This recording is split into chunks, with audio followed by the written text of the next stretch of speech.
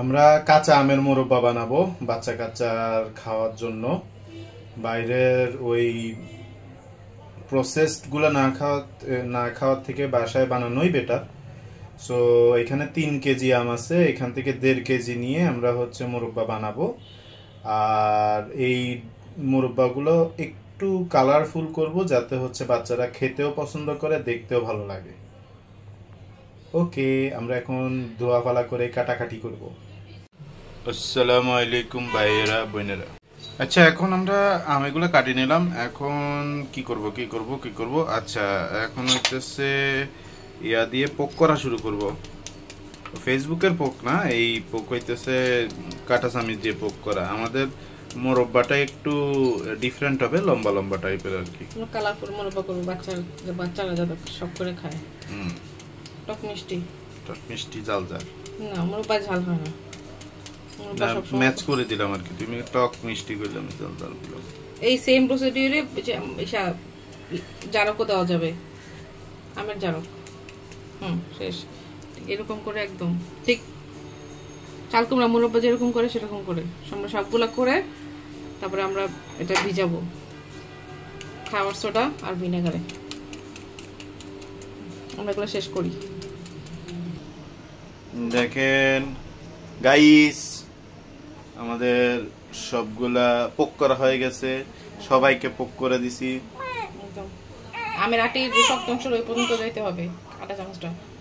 আমরা পানি নিয়ে নিছি এখানে। এখন আমরা খাওয়ার সোডা, পানি আর ভিনেগার দিয়ে এটা একদম ভিজিয়ে রাখবো প্রায় 3 থেকে 4 ঘন্টা। ওকে, ব্যাকগ্রাউন্ড মিউজিক আইরা।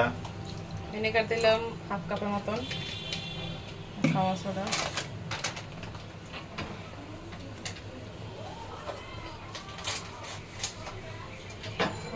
আমি 1 টেবিল চামচ মতো দিলাম।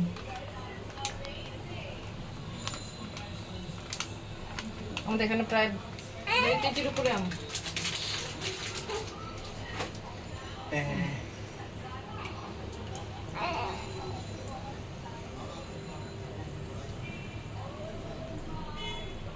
কোনো লবণ দিলাম না, কারণ এখানে লবণ দিলে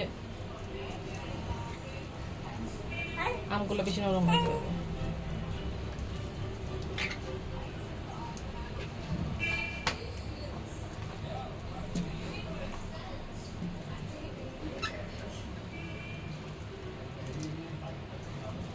এই যে নড়ানড়ি দেখতেছেন, আর একজনের আমি জাকাইতেছি যাতে ঘুমাইতে পারে।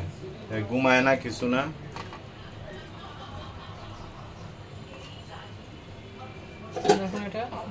এখন কান্নাকাটি শুরু করবে। আচ্ছা, এটা ঢেকে দেওয়া হইলো, পরে কথা হবে।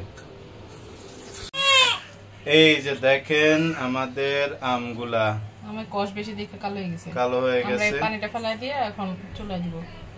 ওকে, এই জন্য হচ্ছে ব্যাকগ্রাউন্ড মিউজিক দিতেই আছে দুইজন মিলে। আচ্ছা, এখন হইতেছে আম এগুলা কি করব? এখন আমরা চুলায় পানি দিব। চুলায় পানি দাও শিরার জন্য। আচ্ছা, ওকে।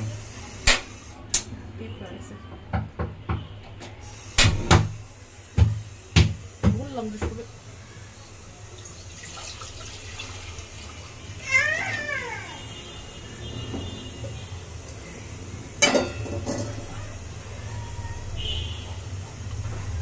দুইটা গোটা এলাচ আর দারচিনি,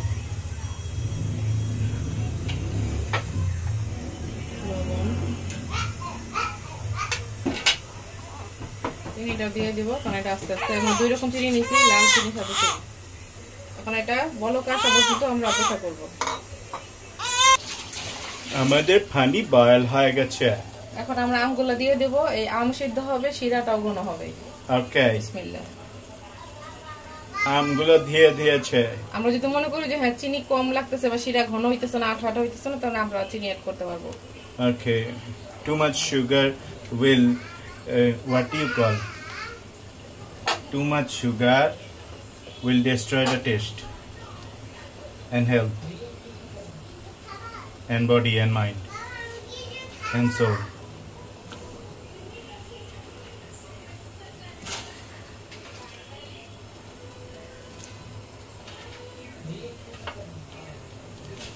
দিতে থাকো, দিতে থাকো, দিতে থাকো, দিতে থাকো।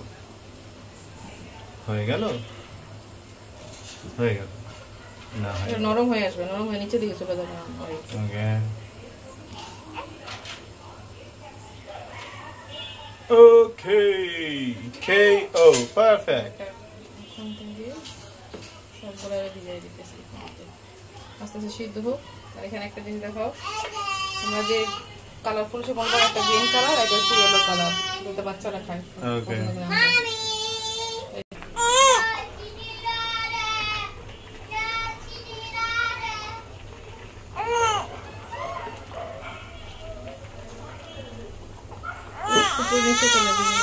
এই যে আস্তে আস্তে গলে আসতেছে।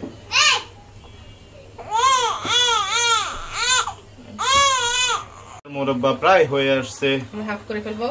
আচ্ছা, তুমি যখন বলতো স্যার আমি বলে লাভ কি? আর একটার মধ্যে দেবো গ্রিন কালার, একটার মধ্যে অরেঞ্জ কালার। ওকে, ডান ডান ডান ডান ডান। ওই যে ব্যাকগ্রাউন্ড মিউজিক শুরু হয়ে গেছে।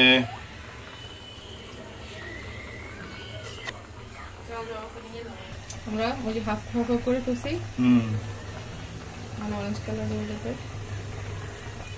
মোরব্বা ইয়া হইলেই আমার মিস্টার ইন্ডিয়া না কি জানি একটা ইয়া বলছে, টুন টুন কা মোরাব্বা, কি জানি একটা গান আছে, ওটা কথা মনে হয়। এটাতে পানি আমরা আমের উপরে দেবো না, আমরা পানির উপরে দেবো কালারটা,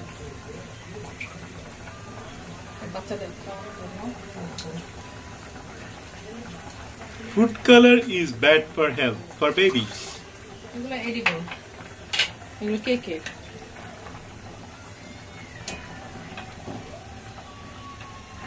যদিও লাইট গ্রিন আসবে, এটা যদি কাপড়ের কালার হতো তাহলে অনেক কালার আসতো। আগে তো 570 রং ইউজ করতো, আমরা ছোটবেলায় দেখতাম যারা মা খালারা যারা করতো আচার। আমরা এটা জ্বালবো, জ্বালবে ঘন হয়ে আসে। আমাদের মোরব্বার আর ঘন হয়ে আসছে। এটা হলুদ, এটা গ্রিন, দেখা যাক কি অবস্থা হয় শেষমেশ। এই যে আমাদের মোরব্বা রেডি, গ্রিন মোরব্বা, ইয়েলো মোরব্বা, ঠুং ঠুংকা মোরব্বা।